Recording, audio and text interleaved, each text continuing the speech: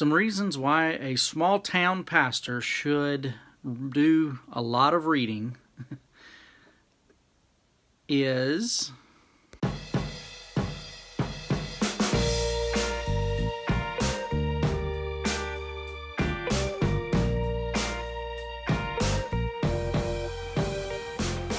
kind of a snowy, rainy, gloomy day today. So I'm getting started a little bit slow. Hey, Flash.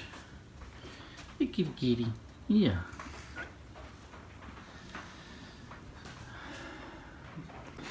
Reading has not been something that I have enjoyed through life. It's only been the last maybe 10 years that I've really started to focus on reading. Before I was in school, I had somebody tell me that school is just reading and comprehending, and that really stuck with me, so I started to read more and more. The problem is I needed somebody to guide me in what to read. And that's what I really like about school is there's certain books that I would have not just picked up to read. And so professors requiring you to read certain textbooks both challenges me and helps grow my basis of what I have read. Otherwise, I would have stuck with just things that I particularly like. So I'm going to give you a couple of different things that I've learned from reading and things that have helped me to become a better reader, some things that I think would be very helpful for a small church pastor and reasons why it's important to do that.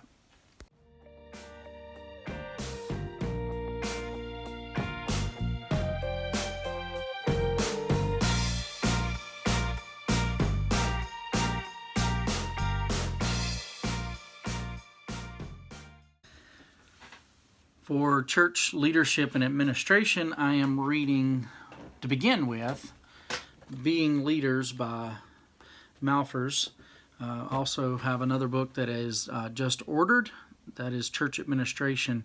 I just put in my reimbursement for books through the scholarship program and reading lots of books.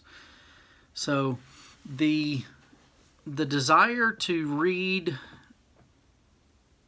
other things as suggested by people smarter than me has been a huge asset. I wanted to share with you a few different ideas, a few different thoughts on why it's important for a small town pastor to do as much reading as possible. And I think one of the biggest reasons and the thing that stands out to me the most is it prevents isolation. It's easy to just stay out here in this small town and do what I want to do. But when I read other books, it forces me outside of that isolation to know what's going on in the greater world, what's going on in the Christian realm, what's going on with the convention. And that is one of the biggest things is it helps me to do that. Another reason for doing it is it helps me to prevent comfort zone pastoring. I don't know a better way of saying it, but it keeps me from getting in a rut. I am challenged. I'm encouraged. I watch a lot of sermons, but there's something different about reading a book and having the opportunity to be challenged. One other reason that it's important for a small town pastor to read a lot is it gives you validity. When you are a reader, when you are somebody who has done your due diligence in making sure you understand things and you've read through things, you're very well educated in what's going on in the world. It gives you a little bit of validity to talk to people. Gone are the days when the pastor was the only educated person in town. I remember watching the movie The Patriot, and the guy says, "Pastor or preacher, I want you to write a letter to my family." And at that time period, pastors and ministers were the only educated people in town.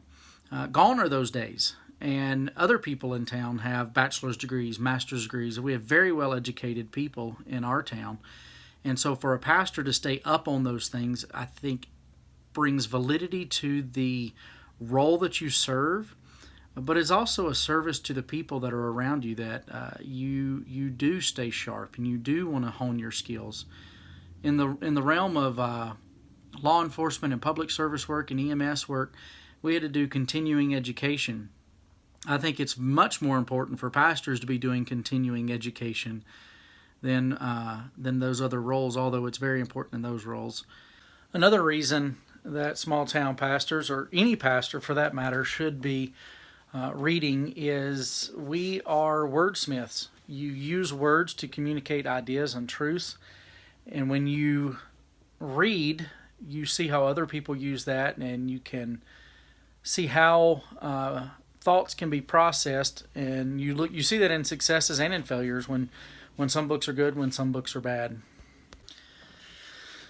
So before school, my reading plan, I tried to read 3 books a month. I would read one that was a biography. I would read one that was church related, and then I would read one for funsies. And that worked pretty well. But I did find myself having difficulty breaking out of that genres that I particularly like. So school has been good. My reading has gone down since I've been in school just because I have those responsibilities. But I still buy books that I plan to read. And I'm not saying that you have to read as much, but I think it's important to at least get some reading done. Stay up on things that are happening. Find an area you want to work on and read a book about it. Talk to some of the other pastors and say, hey, what are you reading? And try and get some input. But it really does benefit a pastor to have his head in a book every so often. One book I recommend if you're getting into reading is How to Read a Book. This book really helped me develop a process in how I go through books. Before, I would sit down and I would read every single word, often having to go back over paragraphs and try to figure things out. And it really slowed down my reading. But this book helped me with understanding, trying to get what I need out of a book. So I go through books quite a bit faster than I used to.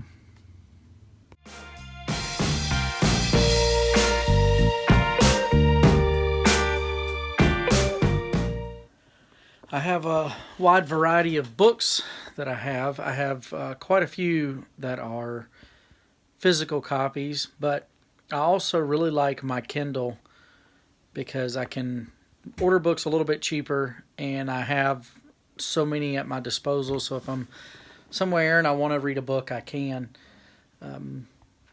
But I don't keep all of my books. I will keep a section of books that I have found extremely helpful, or I think I might pass out to somebody else. But generally speaking, I'll read a book and then get rid of it. I'll give it away, or I'll turn it over to the Goodwill or something like that. I really enjoy reading. I think reading is good for you, but not everything I read is worth keeping. Sad to say, but that's the reality, and quite often that's what you are able to do by reading is you can process information, you can decide what you like and what you don't like. I'll read anything, even if I disagree with them, but I also find that there's just books that are repetitive, almost like they had one really good idea and the editor made them come up with 200 pages for that idea, and just not very good. You take maybe one quote out of it and that's all you need.